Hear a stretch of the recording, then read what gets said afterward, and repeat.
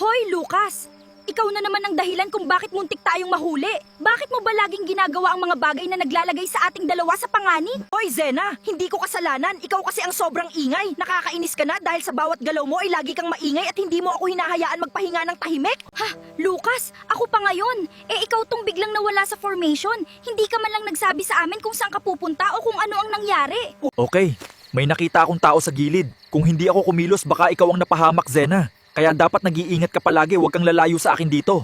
Kaya halika, Zena, tumakbo na tayo ng mabilis. Baka abutan pa tayo. Kailangan nating makalayo agad bago pa nila tayo mahabol sa gitna ng damuhan na ito. Lucas, tayo na tumakbo. Sana hindi nila tayo maabutan. Sige, kailangan nating bilisan ng takbo para hindi nila tayo mahuli sa ating pagtakas ngayon sa field. Teka, Zena, wala ka bang nakalimutan? Pakiramdam ko kasi parang may nakalimutan ka. Ay oo nga pala, ang susi ng ating sasakyan ay naiwan ko sa mesa kanina. At saka nga pala si Muning ko, nakalimutan ko, Lucas. Paano na ang pusa ko kung maiiwan siya rito mag-isa? Kailangan nating balikan siya agad ngayon din.